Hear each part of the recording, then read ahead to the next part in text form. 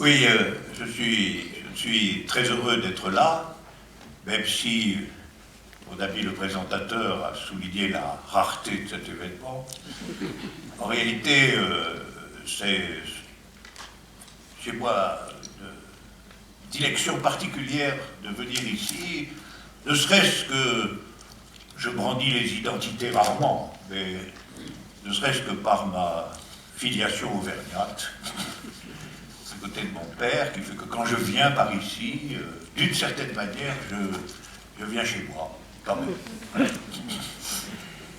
Alors, je voudrais parler ce soir, bien évidemment, de politique et de pourquoi j'ai écrit l'éloge de la politique.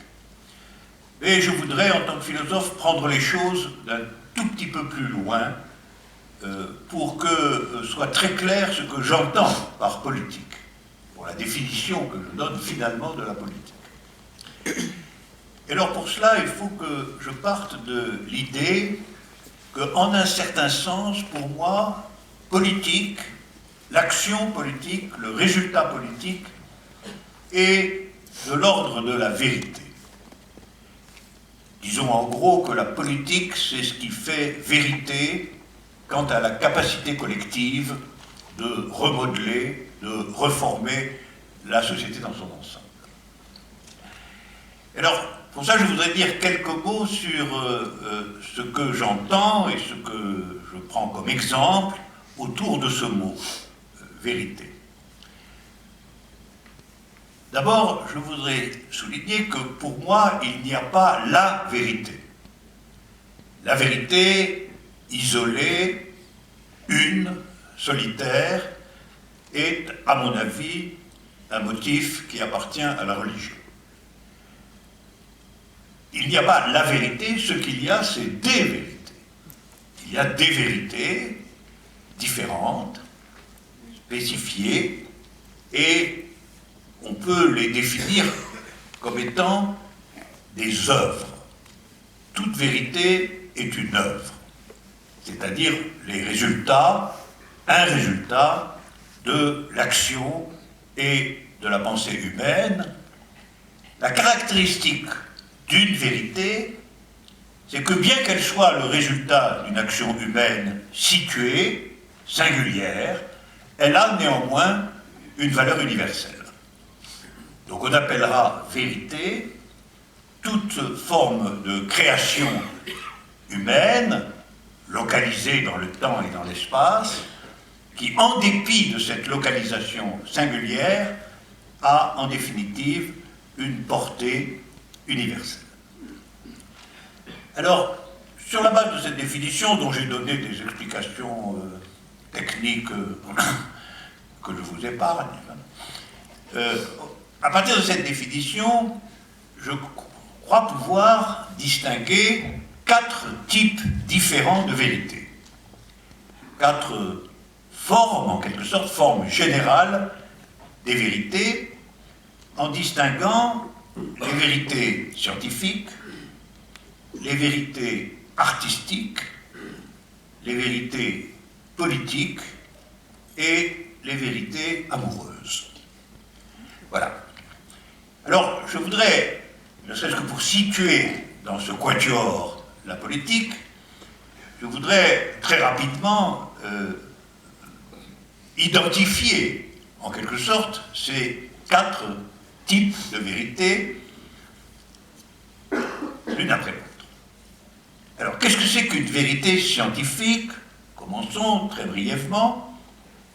Une vérité scientifique, ça consiste à rendre raison, à procéder à une explication d'un phénomène quelconque de l'univers en donnant la formule mathématique des lois auxquelles ce phénomène obéit.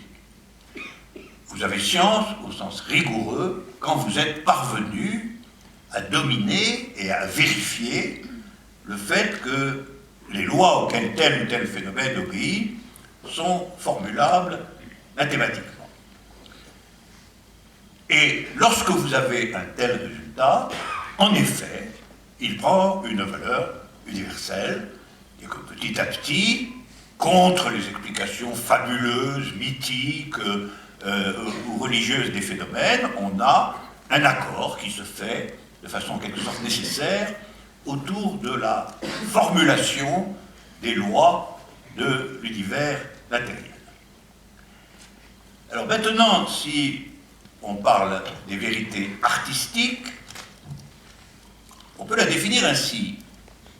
L'œuvre d'art est une sorte de création d'un ensemble, d'une totalité, qui est soit de caractère sensible, comme dans la peinture, la musique ou l'architecture, soit intellectuelle, écrite, comme l'est un grand roman, soit mixte.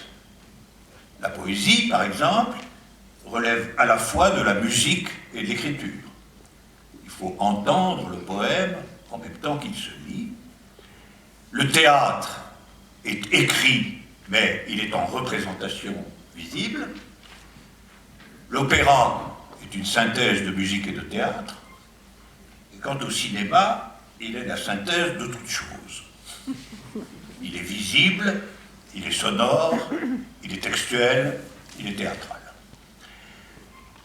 Voilà, alors on voit bien que dans tous les cas, on retrouve cette idée d'une présentation sensible ou intellectuelle, d'une totalité créée ou inventée, et là aussi, finalement, dans le déroulement de l'histoire, ces créations prennent une valeur universelle, ou, comme le disait Kant, à propos du beau, Kant disait le beau, c'est ce qui plaît universellement sans concept. Donc ce qui plaît à la sensibilité humaine en général. Maintenant, les vérités amoureuses. Alors, les vérités amoureuses, dont le repérage est très ancien, puisque on les trouve déjà dans l'œuvre de Platon, en réalité, les vérités amoureuses sont la création dans la vie d'un point de reconnaissance absolue de l'autre. Autrement, cette expérience est minimale, parce que c'est la reconnaissance absolue d'un autre. Néanmoins, c'est la matrice de toute expérience dans laquelle vous procédez à l'acceptation que la vie entière d'un autre soit en quelque manière liée, voire interne à la vôtre. Et donc, l'amour a ceci d'universel qu'il est le porteur de la première expérience singulière d'une reconnaissance absolue de l'autre dans le champ existentiel. Naturellement, c'est une création aussi. Toute expérience amoureuse est l'objet d'inventions nécessaires, de crises graves, de problèmes résolus, et quand tout cela se fait, nous avons véritablement une création singulière à valeur universelle, qui est une reconnaissance absolue de l'autre, qui va faire modèle, en un certain sens, pour tout ce qui peut être de l'ordre de la reconnaissance absolue de l'autre. Voilà pourquoi, comme on le sait, les grandes histoires d'amour passionnent l'humanité, depuis toujours. Et c'est bien parce qu'elles ont, aux yeux de tout le monde, une signification universelle, à la fois dans leur drame et dans leur succès. Et enfin, j'en reviens à la politique, le point d'aujourd'hui. De quoi la politique fait-elle vérité?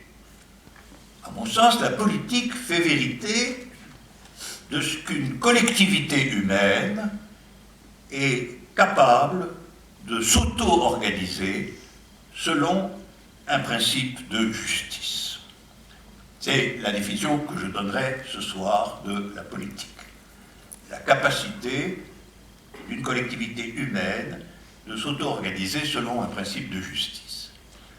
Alors finalement, on pourrait dire tout cela, ça se synthétise dans 4 mots.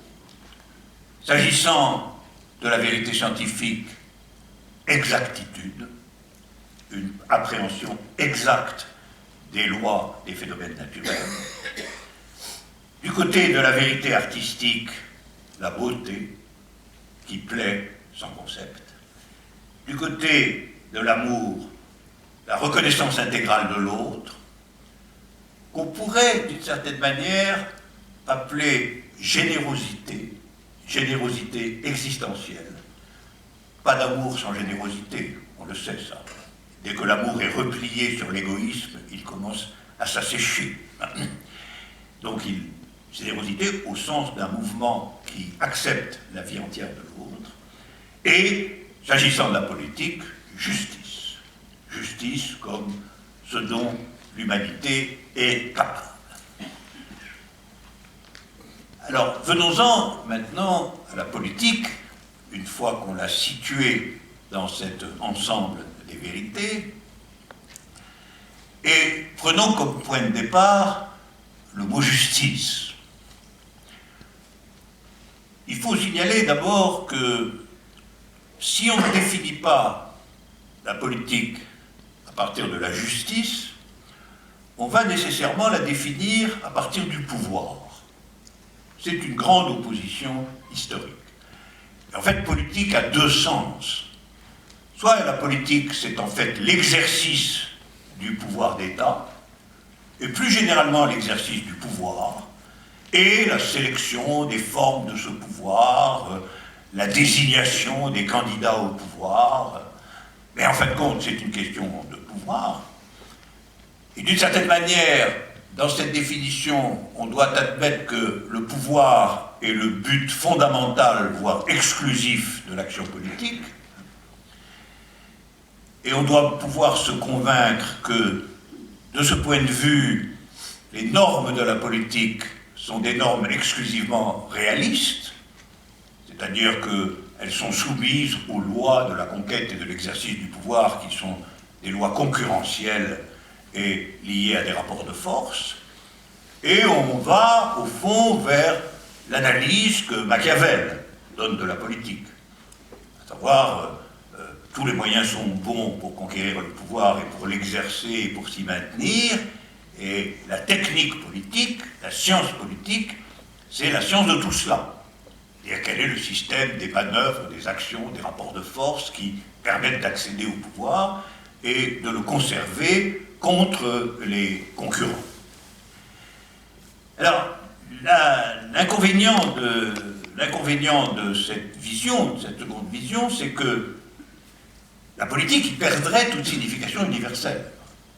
Et si la politique est réductible à la question de l'exercice du pouvoir, et si cet exercice du pouvoir, au fond, n'a pas d'autre norme, au bout du compte, que lui-même, alors, évidemment, les actions politiques n'ont pas de signification universelle, et elles tombent dans la loi concurrentielle, où, en fin de compte, ce qu'il s'agit d'être, c'est vainqueur.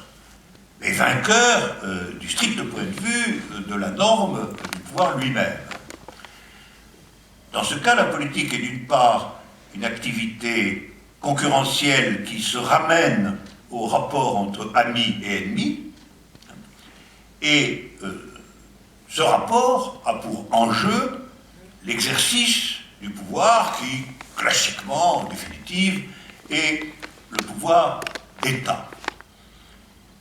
Alors, c'est en partie contre cette définition de la politique que je vais parler en faveur d'une autre conception de la politique, qui, bien qu'elle ne soit pas indifférente aux questions de pouvoir, bien qu'elle concerne aussi les questions de pouvoir, n'est pas définissable à partir de la question du pouvoir.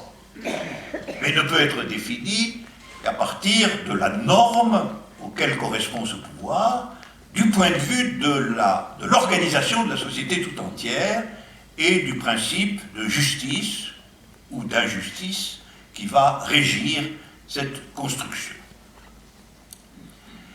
Alors, ce qui est apparu petit à petit dans l'histoire humaine, c'est que toute idée de la justice renvoie en définitive à une vision égalitaire. Je voudrais insister sur ce point que,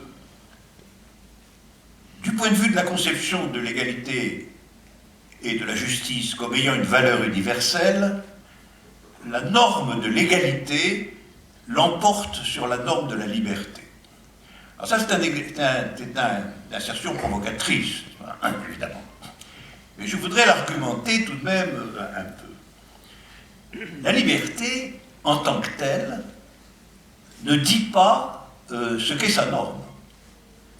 C'est-à-dire que la liberté, en tant que telle, ne dit pas du tout quelle peut être sa conséquence effective dans le champ social. Dès le XIXe siècle, on a critiqué la norme de liberté en remarquant qu'elle fait l'économie de l'examen de qui est libre et qui ne l'est pas.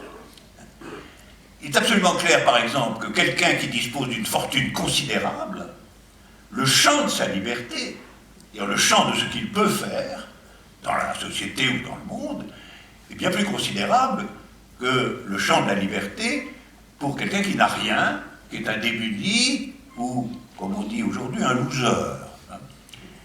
C'est-à-dire que, en réalité, quelque chose de la liberté même est soumis ou dépendant du champ dans lequel elle s'opère et des moyens dont disposent ceux dont on déclare qu'ils sont libres. Autrement dit, si la liberté se déploie dans un milieu livré à la concurrence, elle se nie elle-même d'un certain point de vue en créant des inégalités de liberté elle-même. Car il y a inégalité de liberté à partir du moment où le champ possible de pouvoir et d'action de l'un est immensément supérieur à celui de l'autre. Si vous comparez aujourd'hui même un des milliardaires de l'oligarchie planétaire à un réfugié syrien, vous verrez que l'espace de liberté de l'un et de l'autre n'ont rien à voir. La contrainte auquel le deuxième est soumis l'emporte absolument sur l'étendue de la liberté qui est la sienne. Voilà pourquoi, lorsqu'on parle de justice, on parle nécessairement d'un certain type de subordination de la liberté à l'égalité, et c'est un point qu'il faut savoir reconnaître lorsque on se heurte à une propagande constante en faveur de la liberté comme norme centrale et définitive de ce qui est appelé la démocratie. En réalité, il n'est pas du tout certain que des sociétés libres, au sens où on l'entend aujourd'hui, c'est-à-dire avec suffrage universel, liberté d'opinion, liberté des partis, il n'est pas du tout certain qu'une société de cet ordre, c'est-à-dire dépourvue d'égalité, soit réellement une société libre. Elle ne l'est que dans le champ de l'opposition des capacités à la liberté de ses membres. Voilà. Alors, admettons donc provisoirement que la norme prioritaire de l'auto-organisation d'une société dans la figure de la justice soit l'égalité. Alors, cela entraîne des conséquences très importantes qu'on peut tout de suite énumérer. Premièrement, ça veut dire que la société, dans son auto-organisation, compte chacun de ses membres de façon égale. C'est-à-dire qu'il n'y a pas des gens qui sont considérés comme inférieurs et des gens qui sont considérés comme supérieurs. C'est une évidence.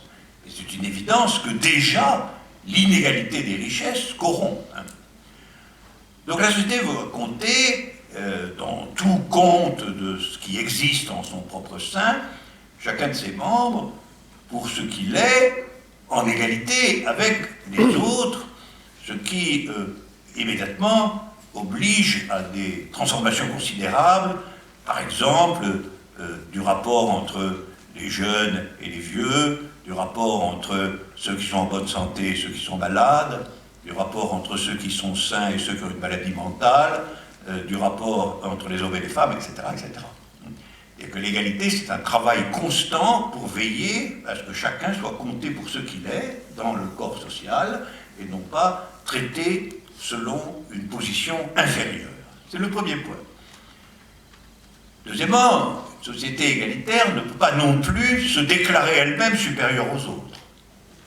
Par conséquent, une société ne peut admettre un principe de clôture ou de fermeture de son être à ce qui n'est pas elle, sous prétexte qu'elle serait supérieure à son extérieur. Alors ça, évidemment, ça veut dire l'exclusion des figures de type impérial, colonial, raciste, etc. Mais ça veut dire aussi que, d'une certaine manière, tout principe de clôture, et à certains égards toute frontière, est suspecte. Parce qu'elle est toujours suspecte d'organiser la protection d'une société contre un dehors considéré comme inférieur ou menaçant, ou les deux à la fois. Et la lutte contre la clôture, contre la frontière, fait donc partie absolument de la définition de la justice comme égalité, et on ne peut pas supporter un paradoxe du genre: nous n'accepterons pas les autres parce que notre société est juste et qu'eux ne le sont pas. Ce qui est très souvent en fait l'argumentation sous-jacente à l'exclusion de l'acceptation hospitalière des autres, ou comme dans le monde contemporain d'une société où il existe une grande masse de nomades en réalité qui circulent sur la terre en cherchant où ils peuvent vivre parce qu'ils ne peuvent plus vivre chez eux. Alors la clôture à ce genre de situation défait le principe de justice et lui substitue en réalité un principe de protection des avantages. Parce que si on réfléchit, l'idée d'interdire l'entrée de quelqu'un sous prétexte qu'en réalité il est en quête d'un principe de survie, c'est quand même considérer qu'il n'a qu'à se débrouiller. C'est-à-dire que nous ne sommes pas comptables du point de vue de notre propre monde intérieur, nous ne sommes pas comptables de ce qui lui arrive. C'est immédiatement contraire à la notion d'égalité et la corrompt nécessairement. C'est-à-dire ça amène forcément à des énoncés, comme il en surgit aujourd'hui, ici même, encore plus dans l'Europe de l'Est, etc., des énoncés, en fait, de supériorité nationale sur l'étranger. Or, le principe d'une supériorité nationale sur l'étranger est évidemment un principe qu'on ne peut pas admettre dans la figure égalitaire de la notion de justice. C'est en réalité un principe qui est toujours marqué par un principe de clôture et de domination. Et alors, troisièmement, c'est là qu'on entre évidemment peut-être dans le vif du sujet, l'égalité entre très rapidement en contradiction avec le principe de la liberté de la propriété privée. Alors ce point est un point absolument classique du marxisme et de sa descendance, et de beaucoup d'autres tendances aussi. On peut remarquer que cette suspicion à l'égard de la propriété privée est déjà présente chez Jean-Jacques Rousseau, dans le début du contrat social. Le premier qui a clôturé un champ et qui a dit « ceci est à moi », a été le premier grand corrupteur de l'humanité tout entière, finalement. C'est donc une filière qui a fait son apparition assez tard, mais aussi bien assez tôt. Parce que je voudrais rappeler ici que dans la République de Platon, c'est quand même bien avant Rousseau, dans la République de Platon, il est dit de façon impérative que ce qui est appelé les gardiens, c'est-à-dire en réalité les régents de la cité, doivent absolument disposer d'aucun bien, d'aucune propriété privée. Et donc, il y a une espèce de communisme minimal chez Platon, déjà, réservé sans doute à une aristocratie, mais qui, du point de vue des principes, affirme absolument la priorité de l'égalité intégrale. Et Platon a déjà l'idée que dans la propriété privée en tant que telle, il y a un facteur de corruption de la justice. Qu'en vérité, entre propriété privée et justice, quelque chose n'arrive pas à fonctionner. Alors, sa vision limite cette idée à une aristocratie, mais l'idée elle-même y est. À savoir l'idée qu'entre une société dont la norme est la justice et la complète liberté de la propriété privée, il y a une antinomie, et que, plus généralement, quelqu'un qui est soucieux de sa propriété privée est quelqu'un qui n'est pas destiné à orienter la société dans le sens de la justice. Parce qu'il va se préoccuper prioritairement de la défense de l'avantage que lui donne la propriété privée. Et donc il faut dire ceci, la propriété privée, conçue sans limite stricte, est incompatible avec la justice, si la justice est de l'ordre, et elle l'est nécessairement, je crois, de l'ordre de l'égalité. Alors, on revient à l'argument de tout à l'heure. Pourquoi cette antinomie entre justice et propriété privée conçue sans limite stricte, hein? C'est pas nécessairement la propriété privée de votre mouchoir, hein, dont il s'agit ici. C'est la propriété privée conçue sans limite et s'étendant par conséquent à l'appareil productif lui-même, ou aux moyens de transport, ou aux banques, ou aux grandes institutions qui organisent finalement la vie économique et sociale.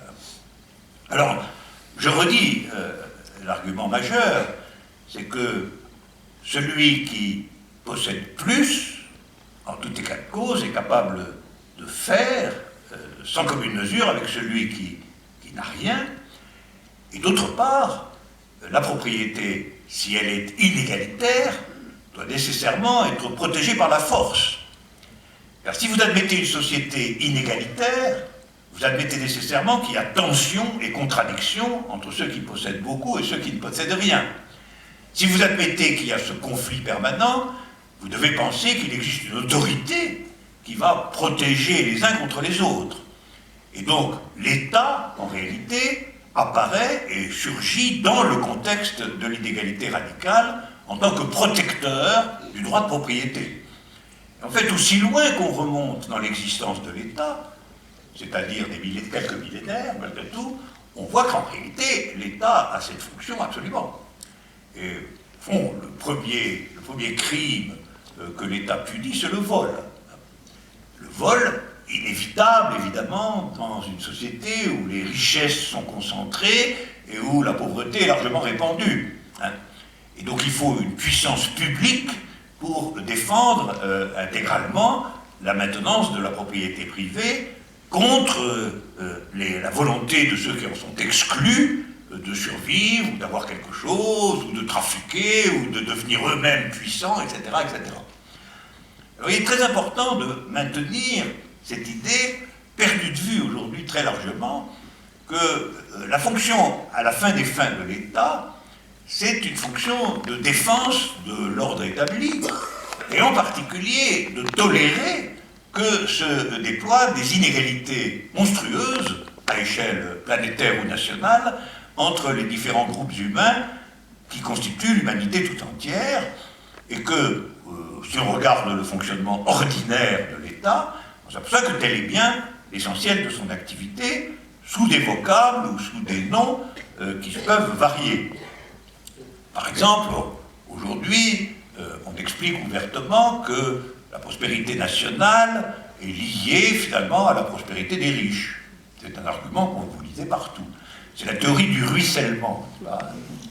C'est-à-dire que l'extrême richesse du sommet ruisselle jusqu'à la base et que finalement la prospérité d'un petit personnage indifférent dépend finalement de la prospérité des propriétaires de Google, de Facebook, etc., c'est-à-dire des millionnaires.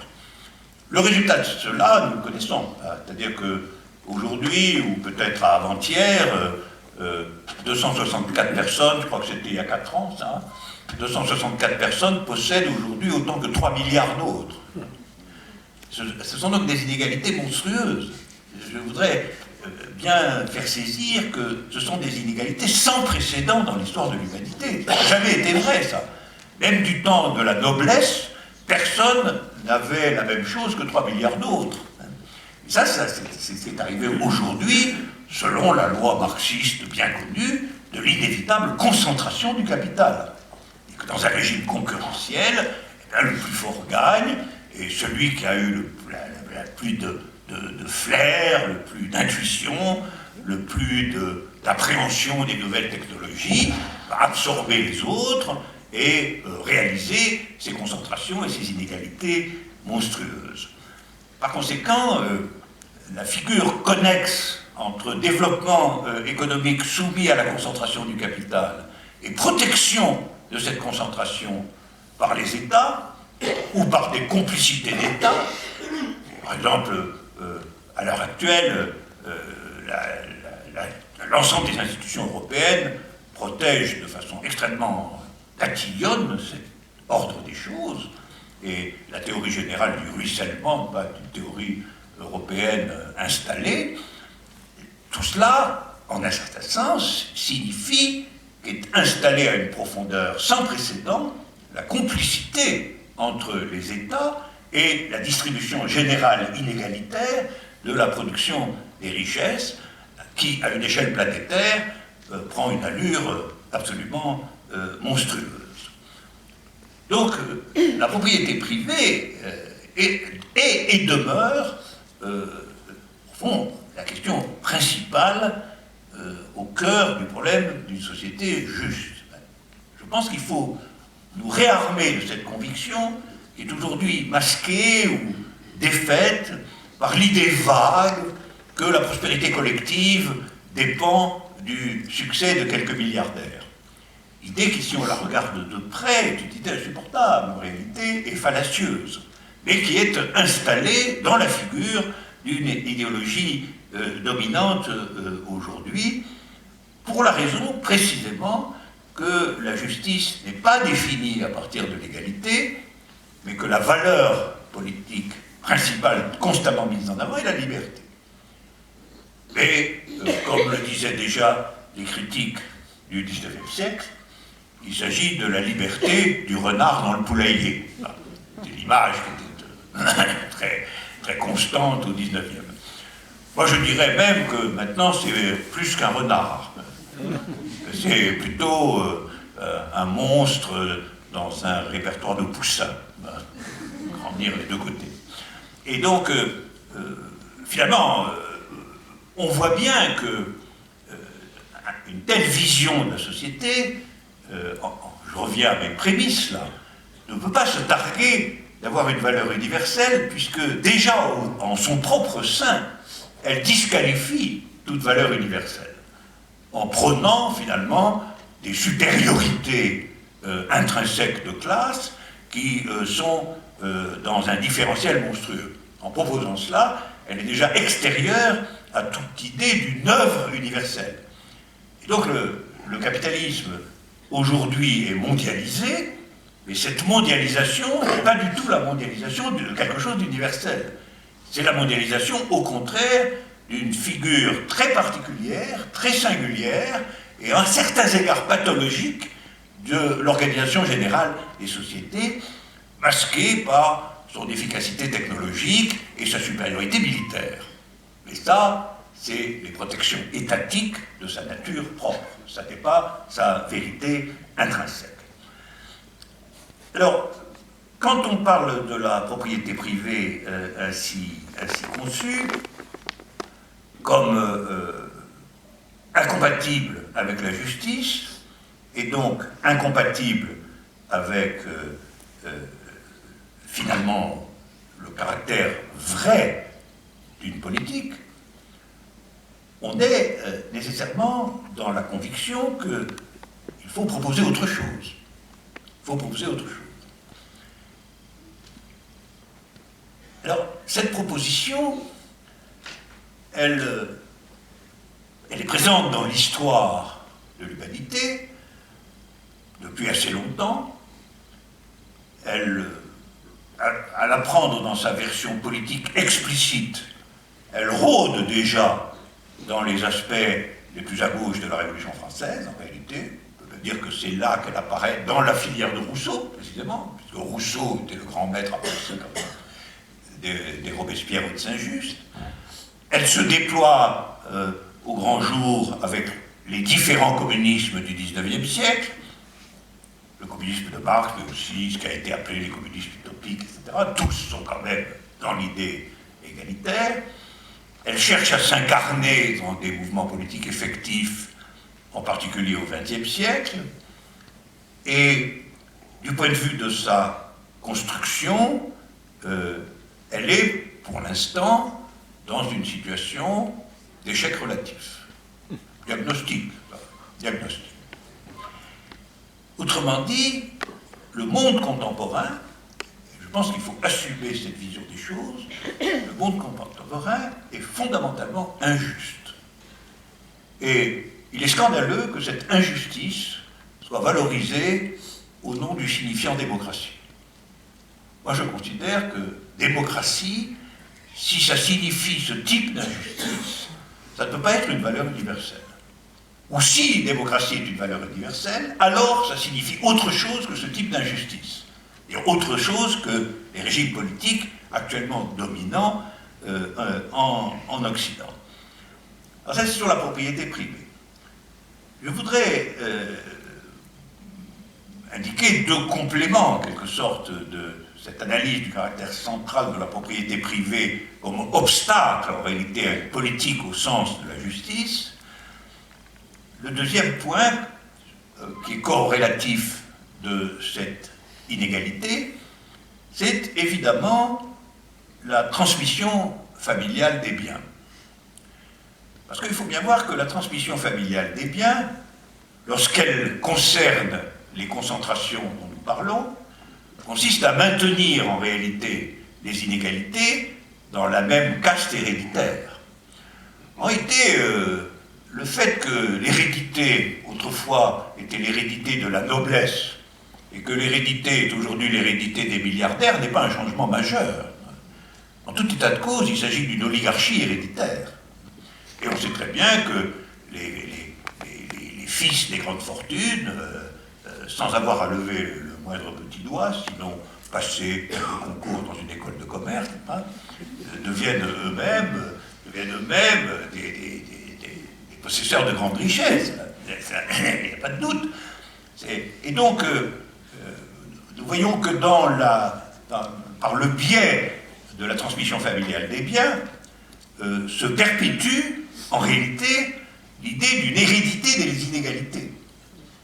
Et cette hérédité des inégalités qui scandalisait d'une certaine manière lorsque c'était celle du sang, de la noblesse.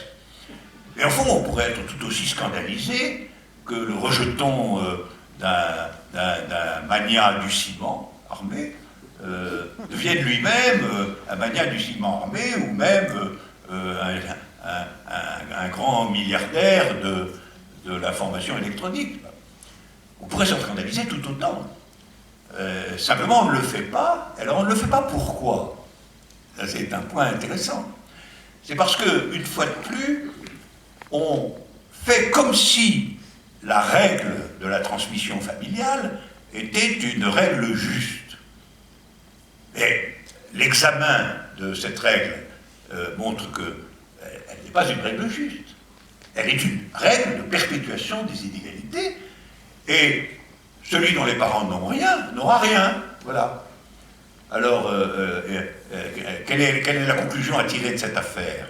La conclusion à tirer de cette affaire, c'est que malgré tout, il faut probablement mettre fin au régime général de la transmission familiale, avec toutes les précautions nécessaires, mais il n'est pas supportable qu'elle se maintienne dans une situation, en tout cas, fortement inégalitaire. Ce serait peut-être un peu différent dans une situation plus égalitaire, où les transmissions familiales s'équivaudraient grosso modo, mais dans la situation actuelle, c'est une règle absolument qui reconduit en fait la figure de classe qui existait déjà dans la noblesse pour d'autres raisons, mais qui se perpétue aujourd'hui. Et alors le troisième point dont j'ai déjà dit un mot, c'est que l'égalité ne peut pas non plus admettre un État incontrôlé ou séparé qui finalement se voue principalement à la protection des inégalités elles-mêmes. De ce point de vue, tout de même, il faut regarder le passé historique. Il faut regarder le passé historique. Les États parlementaires de l'Occident, dans la période récente, d'ailleurs depuis les années 80 à peu près, se sont tous manifestés comme adoptant, retournant, refaisant dogmes de la protection de la propriété privée et de sa transmission familiale. Et les quelques brèves tentatives de faire autrement, en France, la dernière est ce qui s'est passé en 81 avec le gouvernement d'union de la gauche, qui a en effet procédé à des nationalisations significatives, qui a presque entièrement étatisé le crédit, etc. Cette exception a duré en tout et pour tout 2 ans. Et dès 83, on est revenu à la fonction naturelle de l'État, qui a été de décollectiviser, de reprivatiser et de reprotéger, évidemment, les grandes fortunes et leur transmission héréditaire, sous prétexte que le monde ne nous permettait pas de faire autrement, en gros. Autrement dit, puisque la loi du monde est l'inégalité, soyons inégalitaires. C'est à peu près ça le raisonnement fait à partir de 83. Mais c'est un raisonnement qui est évidemment un abandon à la loi d'injustice qui était à cette époque dominante et qui l'est encore plus aujourd'hui. Et alors, si nous regardons l'ensemble de ces considérations, qu'est-ce que nous trouvons? Nous trouvons qu'une politique de justice est une politique qui doit sérieusement s'attaquer à la question de la propriété privée. Je voudrais rappeler que, sur ce point, Marx a des paroles extrêmement fortes qui sont non seulement théoriques mais pratiques. Dans le manifeste du Parti communiste, Marx donne une définition, tente de donner une définition de qui sont les communistes. Alors, qui sont les communistes, pour Marx, c'est très intéressant.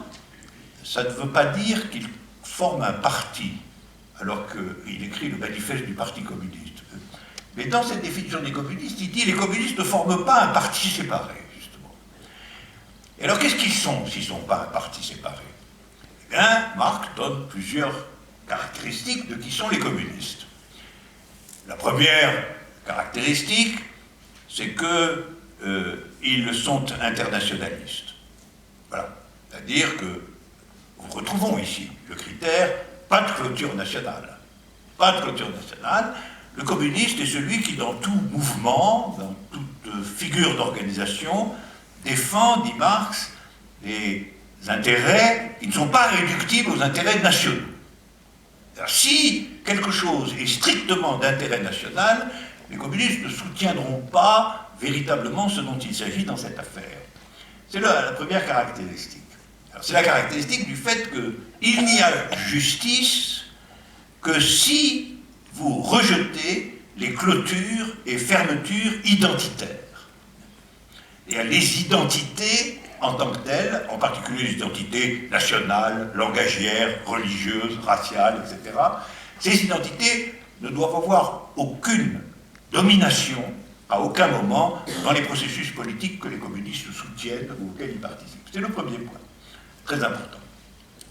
Le deuxième point, dit-il, c'est que les communistes essaient toujours de faire prévaloir le mouvement dans son ensemble.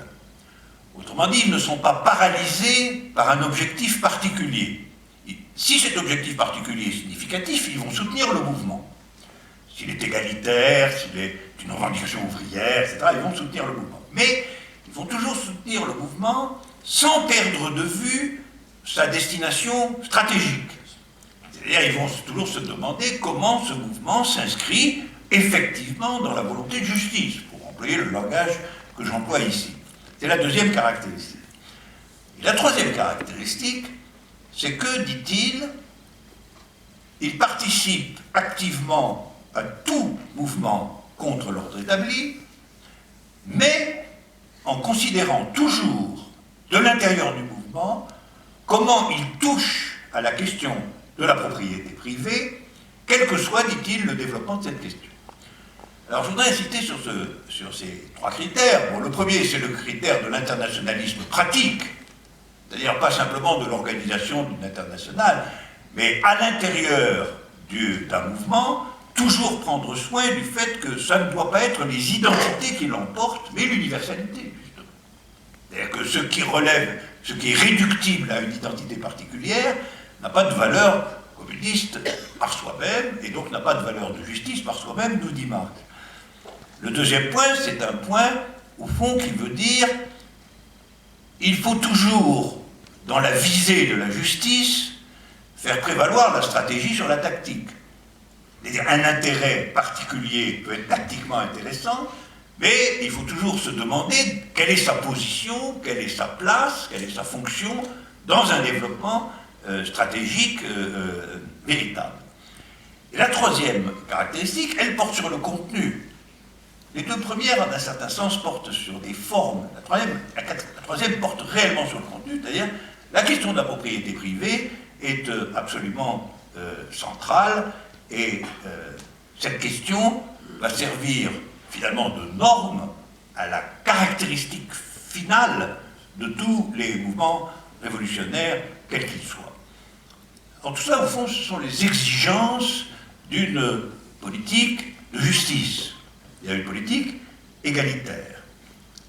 Et s'il est vrai que la question de la propriété est une question décisive dans l'appréciation stratégique des mouvements politiques, il en résulte aussi que la raison pour laquelle l'État est un obstacle ou un ennemi tient au fait que sa fonction est de protéger la propriété privée.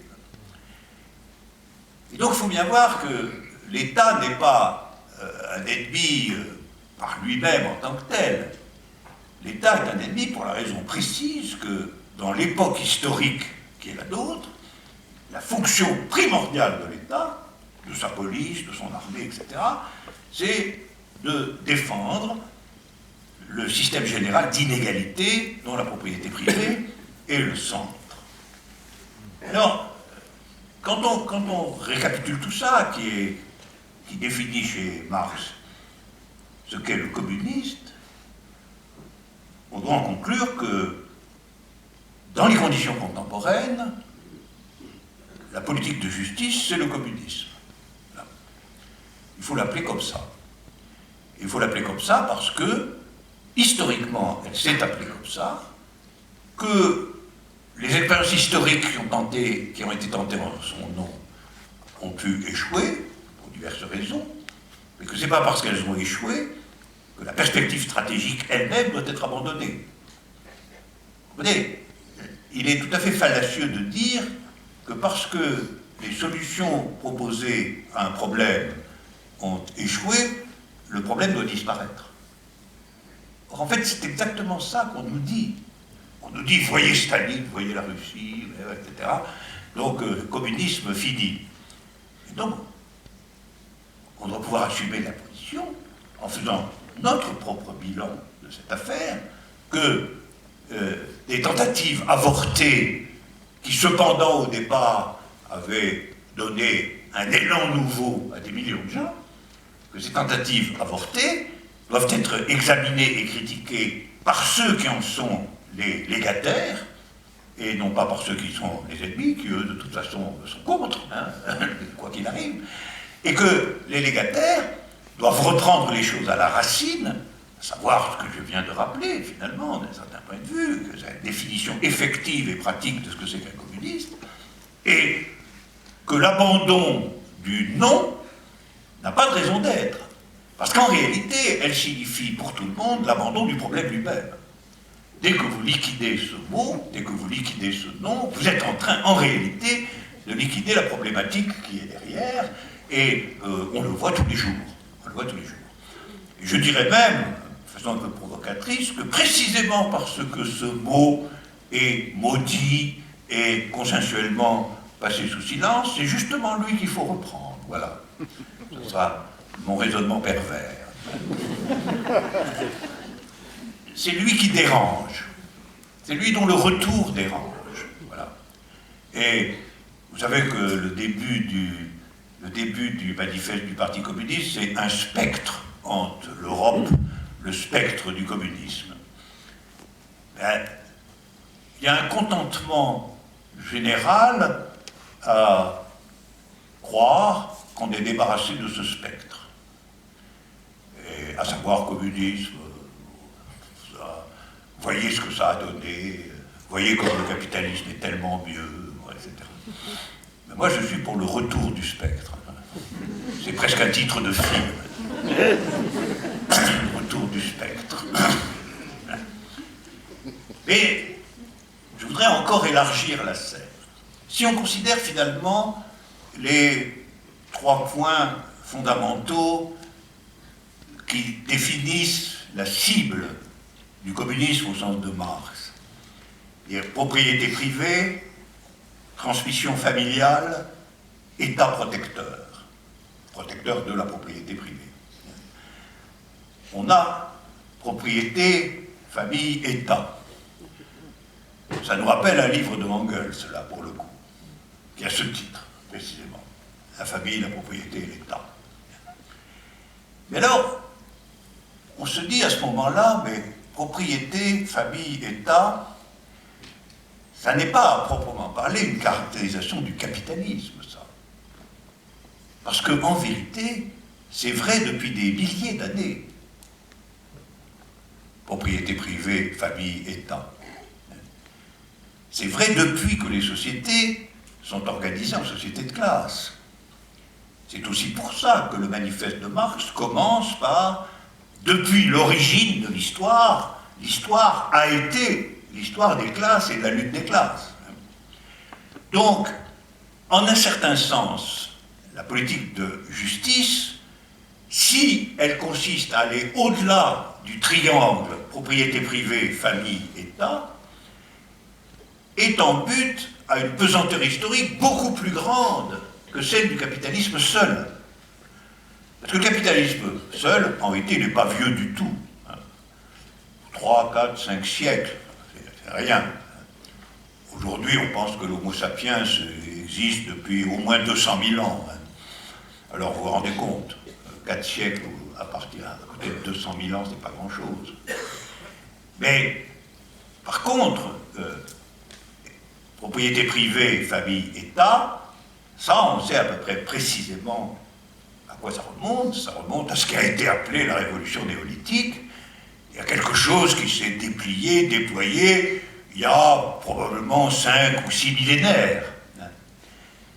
Et donc, si en réalité l'obstacle à l'auto-organisation juste des sociétés contemporaines, c'est évidemment la lutte contre le capitalisme.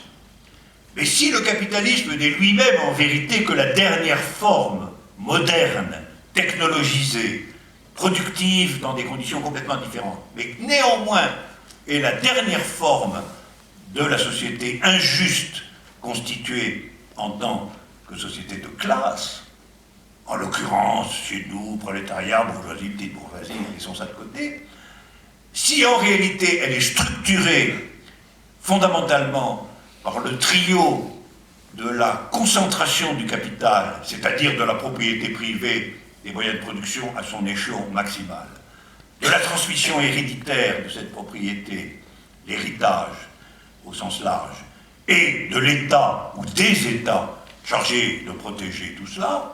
Ça peut d'ailleurs être des coalitions d'États, comme l'Europe par exemple, qui protègent en effet tout cela.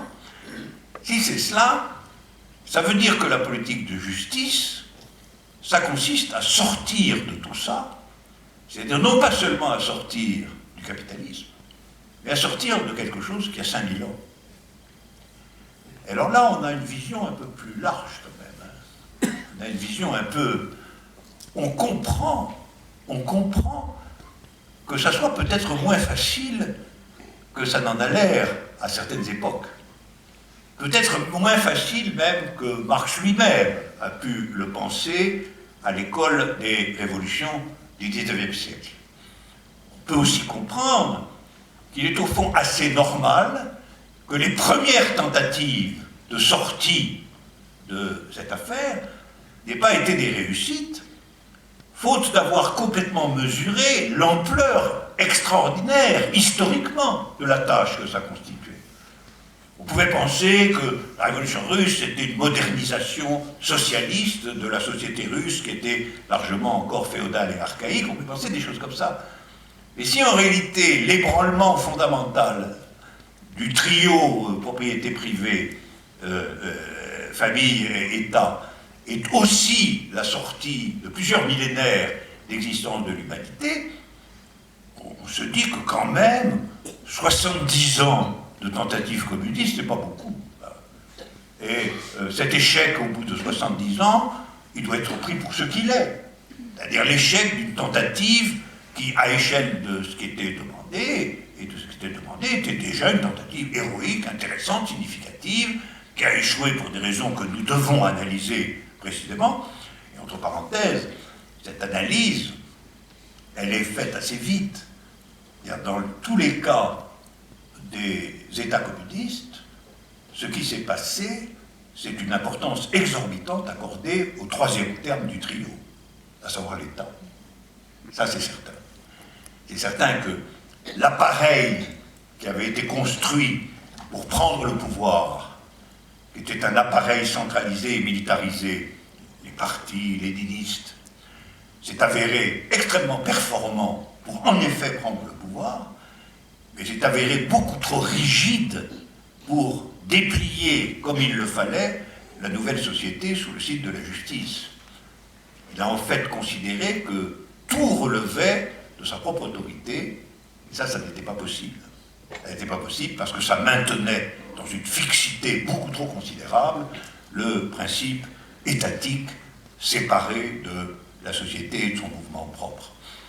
Et donc, ce qui doit être à l'ordre du jour, si on considère tout cela dans son espace général, ce qui doit être à l'ordre du jour, c'est en vérité une conception renouvelée du communisme qui prête attention, une attention toute particulière à deux points, je crois.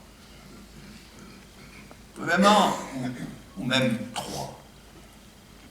Premièrement, prendre la mesure de ce que l'objectif stratégique de tout cela, en tant que ça ne peut être de façon légitime que la politique de justice, que l'objectif stratégique, c'est en réalité la sortie du néolithique. Et la sortie du néolithique, c'est une affaire considérable. Voilà. Et le fait que ce soit une affaire considérable peut provoquer l'idée qu'on ne sera jamais à la hauteur de cette affaire. Elle pourrait provoquer l'idée décourageante. On voit que s'il s'agit de sortir du néolithique, franchement, alors là, vous vous rendez compte. Mais il faut plutôt partir autrement. Il faut plutôt dire, il est tout de même singulier que l'humanité, avec les transformations qui ont été les siennes, les capacités productives qui sont les siennes, soit encore néolithique. En réalité, c'est l'arriération fondamentale du capitalisme, d'être encore dans une structure néolithique. Alors qu'il se présente comme la modernité intégrale, la rupture avec... En réalité, non. Si on le gratte, si on va à son cœur, on s'aperçoit qu'il est absolument intérieur au trio fatal de la propriété privée, de la transmission familiale et de l'État, et de toutes les conséquences de cela. Et il l'est même à une échelle sans précédent, puisqu'il a été capable de produire des inégalités sans précédent. Et donc c'est non seulement, on pourrait très bien dire, pour pousser la polémique un peu loin contre les partisans du capitalisme moderne, vous n'êtes que des néolithiques enragés. Enfin, en fin de compte, vous êtes des néolithiques enragés. Et des néolithiques qui essaient de maintenir à tout prix cette structure archaïque dans les conditions de la modernité productive, scientifique, etc. Donc ça, c'est le premier point. Si on se souvient, si on a présent à l'esprit la dimension stratégique véritable de tout ça, on peut l'aborder avec, malgré tout, plus de tranquillité intellectuelle et de calme pratique, et on peut nourrir quand même la polémique contre ceux qui arguent de la modernité démocratique et capitaliste contre toute hypothèse communiste, en leur faisant remarquer qu'ils ne sont que des archaïques modernes. Voilà. Ça, c'est le premier point. Le deuxième point, c'est que il faut savoir ce qu'on entend par abolition de la propriété privée. Je pense que le concept de nationalisation, qui a été jusqu'ici le concept courant et normal de la lutte contre la propriété privée, on peut en expliquer l'origine, mais il a de sérieux inconvénients. Il a de sérieux inconvénients parce que nationalisation, premièrement, renvoie un peu trop à nation, malgré tout, ce qui est une limitation peut-être nécessaire, peut-être, mais qui ne peut être que provisoire. Car, je rappelle mon principe, normalement, il ne doit pas y avoir d'intervention des identités nationales dans les processus d'émancipation. Alors là, elle est massive. La nationalisation, c'est... Et il faudrait donc imaginer quelque chose qui définirait la fin de la propriété privée, non pas tant par la nationalisation que par la réalité de son appropriation collective. C'est-à-dire, en réalité, ce qui a quand même été remué autour de la question de l'autogestion, etc. Bon. Mais c'est de ce côté qu'il faut chercher un bilan différent qui économiserait le concept de nationalisation et permettrait de rendre vivant le concept de collectivisation, ce qui n'est pas la même chose. Et collectivisation veut dire l'appareil de production appartient à la collectivité. Nationalisation reste, en un certain sens, identitaire et étatique. Donc ça, c'est le deuxième point, donc une méditation sérieuse sur qu'est-ce qu'on entend par appropriation non individuelle, non privée des grands moyens de production. C'est le deuxième point. Et le troisième point, très important, c'est que, qui est lié d'ailleurs au second, c'est qu'il ne faut pas non plus que la politique de justice s'imagine que son centre de gravité est la question de l'État. Ce serait maintenir, en réalité, dans sa fonction, un terme fondamental de la période néolithique. L'État, il faut s'en méfier toujours. Il faut qu'il y ait une longue méfiance sur l'État. Et un des vices, je crois quand même, des tentatives, et un vice explicable des tentatives du XXe siècle, a été que, au lieu d'introduire une méfiance à l'égard de l'État, on a plutôt introduit son culte. Mais le culte du bon État n'est pas tout à fait sorti du néolithique. L'État, la fonction protectrice de l'État est indubitable, mais il faut aussi s'en méfier. Et nous devons remarquer que aussi bien, quoi qu'on en pense par ailleurs, aussi bien Lénine que Mao Tse-tung, à la fin de leur vie, l'un et l'autre, sont entrés dans une grande suspicion à l'égard de l'État, dont ils étaient pourtant les auteurs, les dirigeants. Vous avez les derniers textes de Lénine extrêmement violents, sur le point que, extrêmement violents, où Lénine dit nous avons finalement copié l'État tsariste. Nous sommes dans les mains d'une bureaucratie incompétente. Et où il dit, une phrase vraiment frappante, il arrive à notre parti, le Parti communiste, dont il est le dirigeant, le fondateur, il arrive à notre parti quelque chose qui arrive très malheureusement à beaucoup d'individus, c'est de se croire trop important. Donc vous trouvez chez Lénine lui-même non seulement une méfiance à l'égard de l'État, mais une méfiance à l'égard du parti lui-même en tant qu'il était devenu parti-État, en réalité, en tant qu'il avait fusionné avec l'État. Et chez Mao Tse-tung, on trouve l'affirmation tout à fait stupéfiante suivante. Et Mao Tse-tung dit, au moment de la révolution culturelle, il dit, mais on me demande où est en Chine aujourd'hui la bourgeoisie? Ce que lui disaient ses adversaires. Et Mao dit, la bourgeoisie est dans le Parti communiste. Voilà. Et donc ça, si on prend ces deux enseignements tout à fait spectaculaires, puisqu'ils sont ceux des dirigeants des révolutions concernées, on s'aperçoit, et c'est mon troisième point, que la suspicion à l'égard de l'État est de la troisième prudence.